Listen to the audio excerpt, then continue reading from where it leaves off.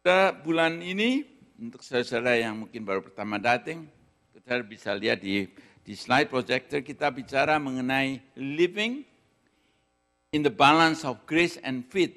Bulan ini, living in the balance of grace and faith, dan subjek kita, you're qualified. Kita qualify, saudara. Nah, hari ini, saudara, sebelum saya akan membawakan ini, saya mau coba saudara jujur, saudara. Jujur, kalau saudara pertanyaan ini adalah pertanyaan yang coba pikirkan. What do I need to do to receive the blessing of God? Bagian apa yang saya harus lakukan untuk menerima berkat Tuhan? Coba saudara jujur dalam diri pertanyaan yang saudara perlu tanyakan. What do I need to do to receive the blessing of God? Ini saya tanyakan, apa yang diperlukan untuk saya bisa menerima berkat Tuhan? Kalau saudara coba perhatikan, kenapa tuh sering saya katakan, kok yang saya doakan, yang saya minta, kok saya nggak dapat? Ada yang mungkin saudara dapat, tapi ada yang nggak dapat. Nah, saudara, kalau saudara cek lagi, apa itu koneksinya, linknya itu apa? Kalau saya lihat pasti ada hubungannya dengan linknya dengan karena ada sesuatu yang saya tidak lakukan. Atau ada dosa dalam hidup saya. Ada sesuatu yang menyebabkan saya tidak mendapatkan berkat dari Tuhan itu. Dan hari ini saudara kita sama-sama saya mau ajak saudara untuk kita benar-benar bereskan. Sebab kita mengakhirin bulan ini mengenai pelajaran the balance of the grace and faith. Efesus 2 ayat 8 dan 9. Ephesians 2, 8-9. Sebab karena kasih karunia, kamu diselamatkan oleh iman. Bukan karena perbuatan, tapi diselamatkan oleh iman. Itu bukan hasil usahamu, ditekankan lagi sekali lagi. Tetapi pemberian Allah, itu bukan pekerjaanmu. Jangan ada orang yang memegahkan diri. Kalau bahasa Inggrisnya, for by grace you are saved through faith and not of yourself. It is the gift of God, not of works, lest any man should boast. Ada dua kata di sini yang jelas sekali, kasih karunia atau grace, dan satunya lagi bicara mengenai iman, faith. Definition artinya the word of grace, artinya means adalah unmerited, yang rasa kita tidak pantas untuk mendapatkannya. Grace bicara mengenai unearned, kita tidak punya hak, tidak berhak. Undeserved, kita tidak layak menerimanya. Dengan kata lain, the grace, faith is defined by positive, saya katakan di sini, grace adalah pemberian yang Tuhan lakukan. 2000 tahun yang lalu, waktu saudara belum lahir. Tuhan lakukan, waktu Tuhan mati di kayu salib, dia tanggung semua dosa kita semua, pada waktu even kita belum lahir. Tuhan lakukan itu, dia berikan semuanya itu pada kita semua. Nah, sedangkan faith adalah is defined as being positive response to what God has already provided by grace. Jadi faith, iman kita adalah respon yang positif apa yang Tuhan telah berikan dan kita terima itu, saudara. Jadi faith only appropriate, iman ini akan appropriate what God has already provided for you. Saudara ingat, Tuhan sudah memberikan kepada kita 2000 tahun yang lalu segala, yaitu pengampunan dosa, segala semuanya yang Tuhan berikan kepada kita. Jadi grace is God's part. Ini penting saudara perli. Grace adalah God's part. Dan grace is what God does, apa yang Tuhan lakukan. Faith is what we do. Nah, the balance of grace and faith is, kalau saya melihat adalah seperti sodium and chloride. Saudara yang di chemistry, saudara di ilmu kimia, saudara yang jago-jago di sini tahu bahwa garam, saudara, garam itu terjadi, saudara, dari apa, saudara? Garam itu terjadi dari kumpulan Na sama Cl, sodium sama chloride. Kalau saudara hanya konsentrasi makan, hanya suruh diam aja, bahaya. Orang bahaya, itu poison. Akan menghancurkan. Tapi balance ini yang bikin enak. Makanan tanpa garam nggak enak sekali. Bikin kehidupan.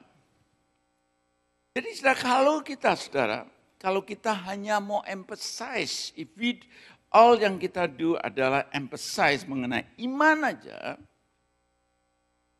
dan kita you have to believe, and kamu harus lakukan ini, lakukan itu saya iman. Tapi kalau kamu, if you don't recognize that faith is simply the way you appropriate and receive what God has already provided by grace, then the law and legalism will kill you.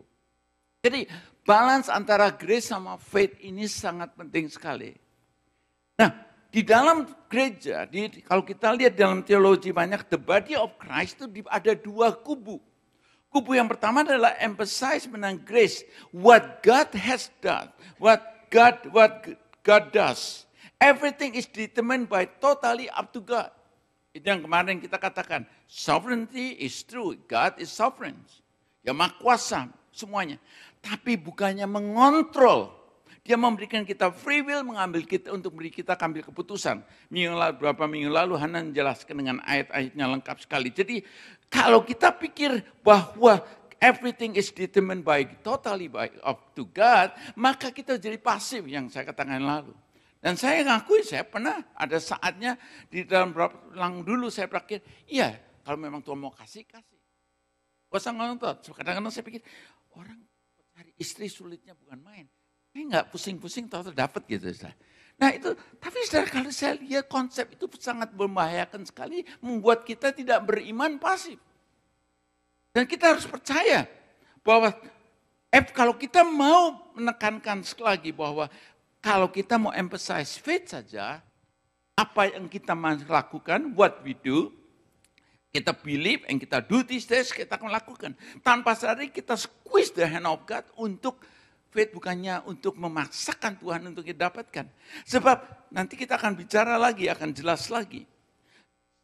Bahwa ada bagian kita, ada bagian Tuhan. Ini penting saudara. Ada bagian Tuhan adalah dia kasih kita grace, kasih karunia. Ada bagian dari kita adalah iman. Dan kalau kita bicara saudara mengenai salvation, contoh. Salvation, Titus 2 ayat 11. Karena kasih karunia Allah yang menyelamatkan semua manusia sudah nyata. For the grace of God that brings salvation has appeared to all men. Jadi karena kasih karunia Allah yang menyelamatkan semua manusia sudah nyata.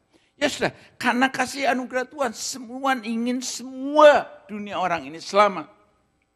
Tapi saudara, buktinya kan saudara, Tuhan berikan, enggak semua orang menerima. Ada bagiannya saudara. Katakan demikianlah besar kasih Allah pada dunia. Sehingga seorang siapa yang percaya. Jadi ada bagian dari kita yaitu percaya. Yesus lakukan 1 Yohanes 2:2 dikatakan dan ia adalah pendamaian untuk segala dosa kita dan bukan untuk dosa kita saja tetapi juga untuk dosa seluruh dunia. Jadi Yesus mati. Dia menebus segala dosa kita bukan untuk dosa kita aja tapi dosa dunia. Malah Yohanes 1 yang Anda pernah katakan di ayat 29. Pada keesokan harinya Yohanes melihat Yesus datang kepadanya dan ia berkata, lihatlah anak domba Allah yang menghapus dosa dunia. Dosa dunia. Semua orang-orang. Dosa dunia ini yang Yesus hapus. Nah, saudara, untuk kita bicara mengenai salvation, keselamatan, di Yohanes pasal 16 ayat 8-9 is so specifically jelas sekali dan saya minta saudara grab sekali. Atau yang dibicara mengenai dosa, sin ini apa? Yohanes 16 ayat 8-9 mengatakan di sini bahwa dan kalau ia datang,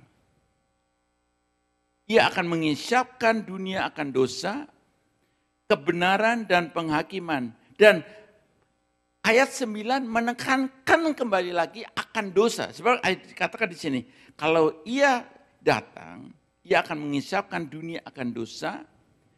Dan kemudian ayat 9 akan dosa karena mereka tetap tidak percaya kepadaku. Jadi dosa single yang Tuhan lagi bicara adalah dosa tidak percaya kepada Yesus, apa yang Yesus telah lakukan. Ya, jadi saudara, sangat penting sekali kalau saudara percaya semua God, tapi ada di sini katakan percaya kepada Yesus, apa yang Yesus lakukan. So itu saudara, sangat penting sekali. Why Christianity is very unique, karena saudara, the only way keselamatan melalui Yesus. Jelas sekali di sini saudara. Keselamatan katakan kalau ia datang, ia akan mengisapkan dunia akan dosa, kebenaran dan penghakiman. Dan ayat 9 akan dosa, spesifik akan dosa. Saudara. Karena mereka tidak percaya kepadaku. Jadi the key kalau kita mau bicara dosa apa yang kita bicarakan khusus ada the key tidak percaya pada Yesus. Sebab itu sudah sangat saya mau menghimbau saudara saat ini kalau saudara belum menerima Yesus sebagai Tuhan Juru Selamat, saudara secepatnya saudara ngambil keputusan. That's the only dosa yang katakan yang Tuhan lagi tekankan mengenai dosa tidak percaya kepada apa yang Yesus sudah lakukan itu semua. The grace yang Tuhan sudah lakukan semua itu kita perlu meresponi.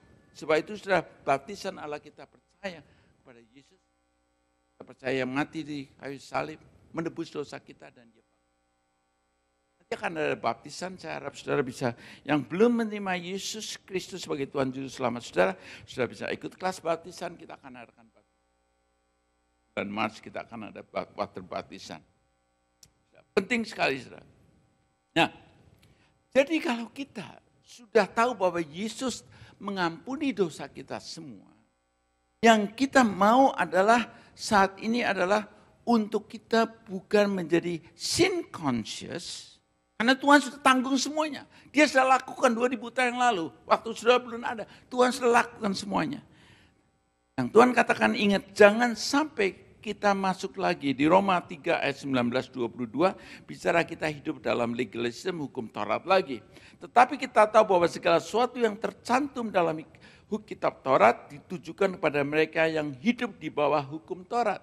Supaya, katakan, tersumbat setiap mulut dan seluruh dunia jatuh ke bawah hukuman Allah. Sebab tidak seorang pun yang dapat dibenarkan di hadapan Allah oleh karena melakukan hukum Taurat. Karena justru oleh hukum Taurat orang mengenal dosa, manusia dibenarkan karena iman. Kemudian ayat 21, saya kembali lagi. Manusia dibenarkan karena iman. Iman akan apa yang Yesus lakukan. Mati di kayu salib, menanggung dosa kita semua. Tetapi sekarang tanpa hukum Taurat, kebenaran Allah telah dinyatakan seperti yang disaksikan dalam kitab Taurat dan kitab-kitab para nabi. Yaitu kebenaran Allah karena iman dalam Yesus Kristus bagi semua orang yang percaya sebab tidak ada perbedaan. Jadi yang Tuhan lagi membicarakan untuk kita, untuk punya God conscious akan janji Tuhan. Apa yang Tuhan katakan bukan akan sin conscious. Sebab Tuhan sudah ampuni, sudah 2000 tahun lalu Tuhan sudah lakukan, telah bersihkan semuanya kalau kita terima Yesus yang menanggung dosa kita semua. Jadi saudara, ini sangat penting sekali dasar untuk kita bicara melihat bagian Tuhan adalah memberikan grace. Bagian kita harus beriman. Dan beriman menerima apa yang Yesus sudah lakukan. Kita sebagai anak Tuhan, bukannya kita percaya, sembarang percaya aja. Kalau kita mau positive thinking adalah mikirin yang positif, kita akan dapatkan. Kita akan mendapatkan berdasarkan apa yang Tuhan katakan, firman Tuhan. Ini kunci. Kita nggak squeeze Tuhan sampai doa puasa, sampai nggak makan semuanya untuk mendapatkan yang kita inginkan. Nah kita harus cek lagi, apakah ini berdasarkan firman Tuhan? Tidak. Kalau itu sudah berdasarkan firman Tuhan, kita mintanya bukan moga-moga lagi. Saya pernah doakan seseorang, orang itu kena penyakit brain cancer, tapi sudah saya kira sudah 12 tahun, tapi cukup misi survive, tapi kelihatan misi agak sulit, dan waktu saya mulai encourage mengenai firman Tuhan ini, saudara. Waktu itu saya pergi sama satu hamba Tuhan juga, saya doakan, saya mau encourage mengenai positif janji Tuhan. Yesus itu telah menyembuhkan kita, kita tidak perlu lagi menanggung segala penyakit itu karena Tuhan telah tanggung. Dan dia sangat interest sekali. Kita doakan dan mulai semangat. Ini salah satu yang orang pergi sama saya, dia hamba Tuhan bukan dari gereja sini. Dia doanya biar kehendak Tuhan ada yang terjadi. Kembali lagi saya katakan, kalau kita emphasize mengenai what God does, kita mikir kehendak Tuhan mudah-mudahan ya, kalau Tuhan berkenan. Kalau Tuhan sudah mengatakan saudara bahwa kematian Yesus, dia bayar semuanya, dosa kita semua. Ada 4 hal yang sudah terjadi. Dosa kita diampuni, yang lalu berkali-kali kita harus grab sekali. Segala dosa kita sudah diampuni, past, present, and future. Kedua, saudara, kita perlu tahu bahwa healing, kesembuhan adalah hak kita. Setelah itu saya sama Hana, kita terus saudara komen untuk tubuh kita. Kita selalu curse die every cell cancer dalam tubuh kita. Sudah tahu secara medikal di dalam tubuh kita ada potensial cell cancer hidup, dan kita doa dengan iman, I curse to die in the name of Jesus every cell cancer in my body. Speak, kita perlu katakan apa janji Tuhan. Pagi-pagi saya begitu, saya punya kembang sepatu, ya kembang sepatu yang merah tuh namanya apa? Kembang sepatu. Di rumah itu banyak sekali kembang, begitu pagi prosper, saya ngomong thank you Lord for prosper me. Thank you for the blessing. Itu saya speak that. Sudah, kata-kata yang kita katakan itu harus sepadan dengan apa yang firman Tuhan katakan. Dengan kata lain, Tuhan di atas kata lihat, wow, dia Tuhan so bangga lihat anak-anaknya proclaiming apa yang firman Tuhan katakan. Apa yang Tuhan katakan, ya dan amin. Jadi Tuhan senang sekali, bagian Tuhan dia sudah memberi. Seperti kalau saudara ada seorang kita kasih sesuatu, saudara, tapi kemudian datang minta-minta lagi, dia bilang, saya sudah berikan pada kamu. Efesus 1 ayat 3 dikatakan bahwa di dalam spiritual blessings Tuhan sudah memberikan semua dalam spiritual realm. Yang kita perlu ambil tindakan pasti akan terjadi, pasti. Just matter of time, itu janji Tuhan. Bukan mudah-mudahan lagi. Kesehatan saya sampai sekarang saya mau beriman bahwa iman itu adalah kehendak Tuhan. Salvation, keselamatan itu adalah kehendak Tuhan. Untuk kita mau hidup di dalam segala provision, segala kebutuhan saudara. Jangan sampai saudara punya mentality hidup yang just merasa bahwa untung-untungan aja saudara. Tuhan, I come to give you life abundantly. Yohanes 10 jelas sekali. Saya pengen saudara benar-benar meditate and grab apa janji Tuhan ini. As a man think in his heart so easy. Bagaimana kalau kita melihat Tuhan, Allah saya sih just anak yang untung-untungannya ya, kalau Tuhan ingat saya beri. No, saudara. Kalau kita berpikir itu yang akan terjadi. Saudara. Tapi kalau kita percaya bahwa Tuhan love me so much, Tuhan mengasihi saya. Itu kita perlu hidup, saudara, hidup just grateful aja, bersyukur. Sudah bukti kalau kita benar-benar percaya apa yang Tuhan katakan, itu yang kata-kata yang kita keluarkan adalah always pengucapan syukur, thankful heart.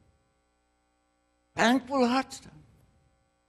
Walaupun sulit semuanya, tapi sudah imani sudah. Nothing is impossible. Saya kemarin lihat biografinya Jeremy Lin, sudah. Very tough, memang sejak kecil dia punya hati, dia mau belajar piano tapi hatinya on basketball. Dan setelah dia rasanya dipakai buat cadangan terus, main enggak kepake-pakai terus. Dan sampai rasanya sudah mau give up. Dia juga Chinese dan sudah tahu bahwa NBA kan, sudah tahu banyak, jarang sekali orang-orang Chinese yang ada itu. Boleh kata dia rasa sudah hampir give up, saudara. Sudah selalu. Dan dia percaya, imannya percaya, with God's nothing impossible. Sudah turn around, Tuhan kasih buka jalan, saudara. Mendadak, saudara, dia sampai orang bisa amazed. Saya lihat mainnya tuh bisa gesitnya bukan main, yang gerakan-gerakan semua gitu. Saya mau wow, lincah seperti Michael Jordan. Saya lihat wow, luar biasa. Dia dapat kontrak 3 tahun kemudian dari New York Yankee kalau salah, dia dapat 25 million kontrak dan kemudian advertisingnya berapa yang dia dapat sebagai anak Tuhan, dia meninggikan Tuhan. Tapi kalau saudara lihat saudara, dalam kehidupannya kelihatannya jalannya tuh enggak smooth. Nah saudara, bedanya kita anak Tuhan sama enggak anak Tuhan adalah pada saat kita menghadapi sesuatu seperti wall, kita tetap jalani. Dari hal yang impossible kita berjalani dengan janji Tuhan, dengan janji Tuhan.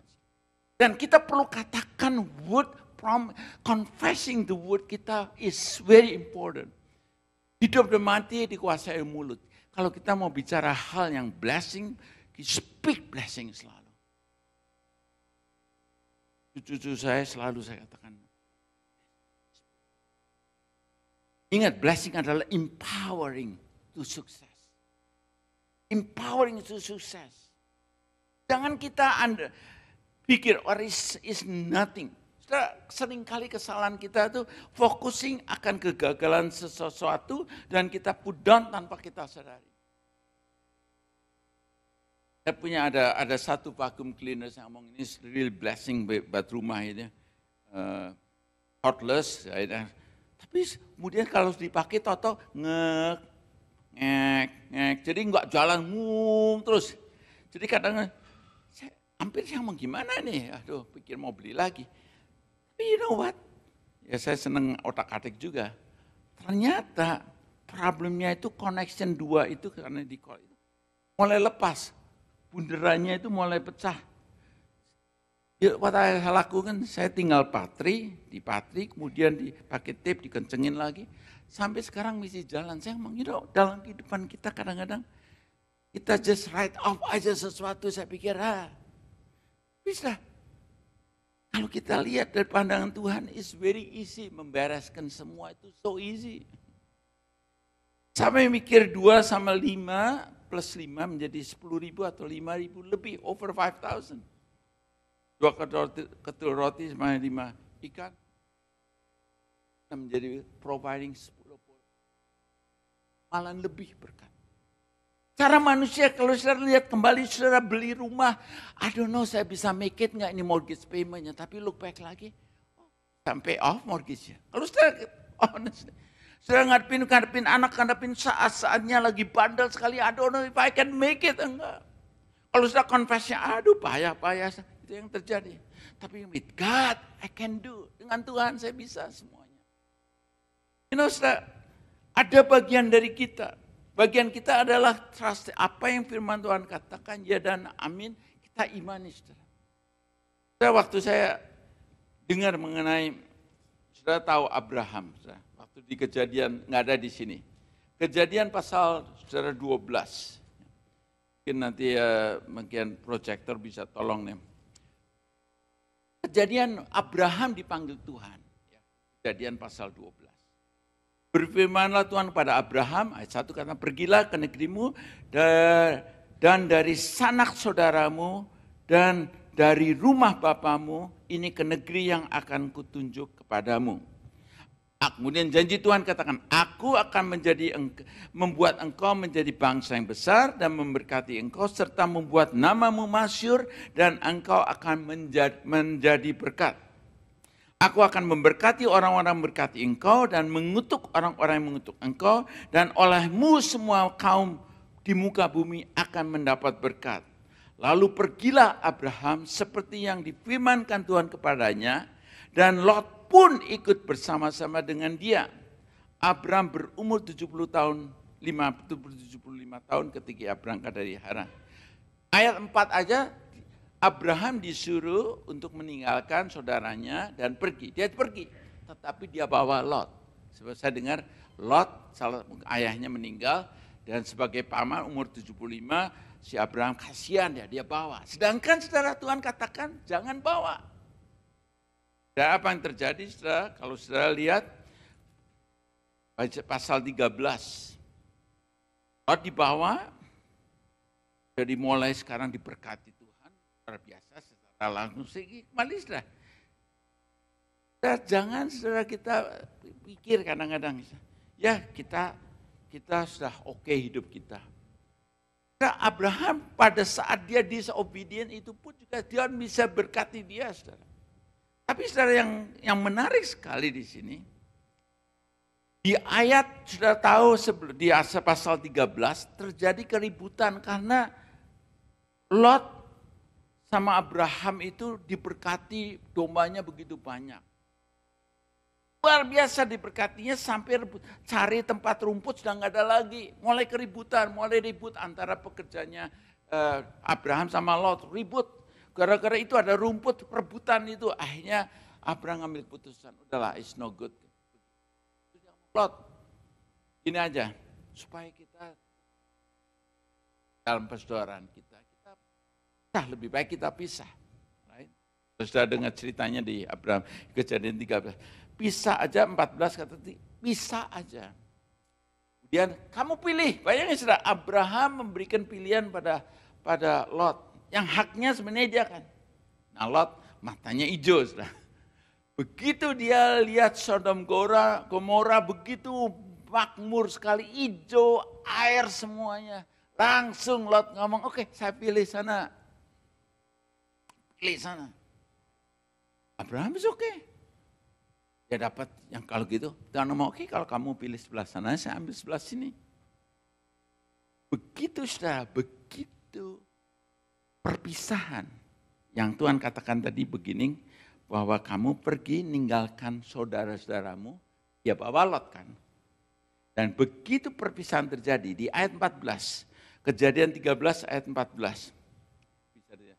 Setelah dikatakan, setelah Lot berpisah daripada Abraham, berfirmanlah Tuhan kepada Abraham, pandanglah sekelilingmu dan lihatlah dari tempat engkau berdiri itu ke timur dan barat, utara dan selatan. Sebab seluruh negeri yang kau lihat itu akan kuberikan kepadamu dan kepada keturunanmu untuk selama-lamanya. Dan aku akan menjadikan keturunanmu seperti debu tanah banyaknya, sehingga jika seandainya ada yang dapat menghitung debu tanah, keturunanmu akan dapat dihitung juga. Nah, di sini lagi bicara bahwa berkat Tuhan pada Abraham luar biasa. Ada bagian kita, yaitu obedient pada Tuhan. Saya percaya saudara, ada hal yang Tuhan ingin berkati saudara lebih lagi. Ada bagian, kelihatan saudara diberkati. Tapi ada something seperti Abraham. Janji Tuhan itu selalu ya dan amin. Tapi dia baik. Ya walaupun kita ada kesalahan. Sudah kita, banyak dari kita masih dalam kesalahan. Kita bisa make mistake, bisa ada semua. Tapi nggak diperhitungkan Tuhan, dia mau oke. Tapi ada bagian dari Tuhan ingin saya katakan blessing abundantly yang Tuhan berikan pada saudara dan saya. Tapi ada bagian kita, yaitu kita perlu obedient. Obedient apa yang firman Tuhan katakan. Kita just imani saja apa yang Tuhan katakan. Ya dan amin. Sudah amazing, saudara. Kalau kita percaya, saudara, apa ya dan amin itu, saudara, saya enak hidupnya. Saudara, kenapa orang sampai kadang-kadang saya bingung. Saya dititipin. Kali dari Michigan ada yang titip, saya mau Tylenol. Kok katanya lebih murah di kos-kos ini daripada di Amerika. Saya nggak pernah ambil Tylenol. Saya nggak ingat model kayak apa. Saya hidup dia kadang-kadang very stress dalam itu. Saya bayangkan, why kita harus hidup di dalam kesengsaraan. Yang Tuhan berikan janji Tuhan. Damai sejahtera Tuhan berikan pada kita. Janji-janji yang Tuhan berikan pada kita. Ada bagian dari kita. Sebegitu Abraham dia obedient. Pisah dengan Lot. Suddenly saudara. Apa yang Tuhan janjikan itu Tuhan katakan. Dan dia nikmati saudara.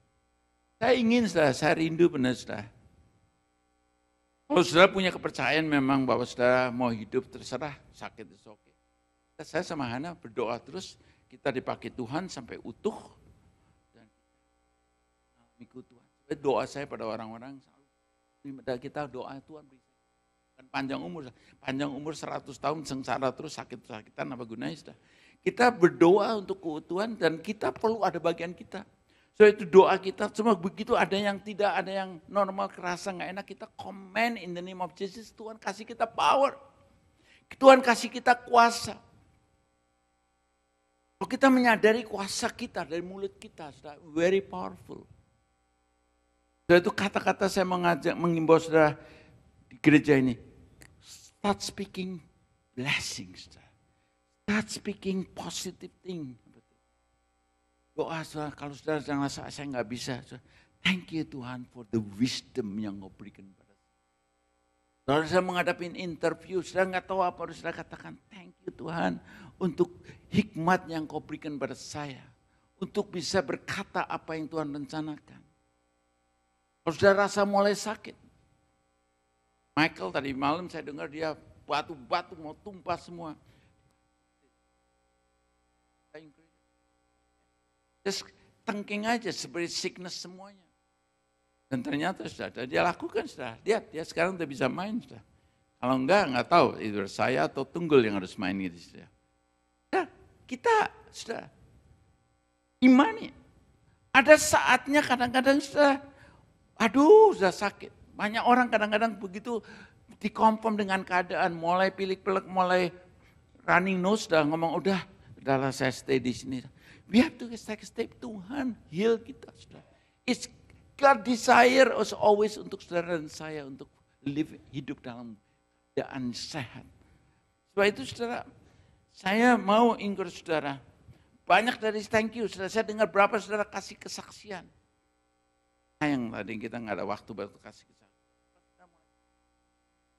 Sudah kejadian, sudah rasa sakit, kemudian sudah doa, sudah tangkik, sudah imani terjadi kesembuhan.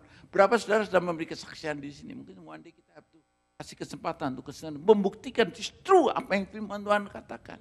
Next week Hana akan bicara mengenai unreal dalam spiritual realm, hal-hal yang kelihatannya bukan real, unreal itu.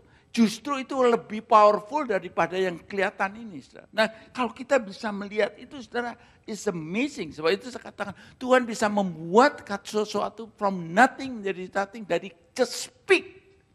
Speak the word. Sebab itu kata-kata is very powerful. Apa yang kita katakan is very powerful dan hati-hati, saudara.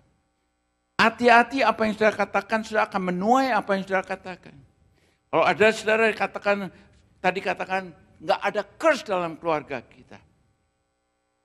Mungkin saudara ada sesuatu kata-kata yang pernah saudara katakan. Take back, renounce in the name of Jesus. Saudara perlu katakan, ingat kembali, minta Roh Kudus ingatkan kembali kalau ada kata-kata yang sebenarnya menutupi tanpa sadari, menjerat kita, menjebak kita sendiri dari apa yang Tuhan ingin berkatakan kita. Begitu kita katakan itu, kita memberikan license untuk iblis punya hak membuka celah untuk iblis bekerja dalam hidup kita. Karena kita sendiri, kita menuai apa yang kita katakan. Tapi kalau kita just mengatakan apa yang firman Tuhan katakan, saudara, Tuhan akan melakukan. Coba dia tidak respecter person. Dia lihat siapa aja yang Tuhan yang katakan, Tuhan akan lakukan. Yang dia katakan berdasarkan firman Tuhan. Kalau saudara saat ini merasa, saudara, aduh saya lagi low, saya rasa nggak bisa semua. Korintus 1 ayat 26 sampai 30. Saya mau ingat saudara hari ini. Kalau saudara merasa saudara low, saudara merasa kayak nggak bisa, Rasul Paulus lagi mengingatkan kita. Ingat saja saudara-saudara, bagaimana keadaan kamu ketika kamu dipanggil menurut ukuran manusia. Tidak banyak orang yang bijak. Tidak banyak orang yang berpengaruh. Tidak banyak orang yang terpandang. Tetapi apa yang bodoh bagi dunia dipilih Allah untuk memalukan orang-orang yang berhikmat. Dan apa yang lemah bagi dunia dipilih Allah untuk memalukan apa yang kuat. Dan apa yang tidak terpandang dan yang hina bagi dunia dipilih Allah. Bahkan apa yang tidak berarti dipilih Allah untuk menadakan apa yang berarti, untuk meniadakan apa yang berarti. Supaya jangan ada seorang manusia pun yang memegahkan diri di hadapan Allah. Tetapi oleh Dia kamu berada dalam Kristus Yesus.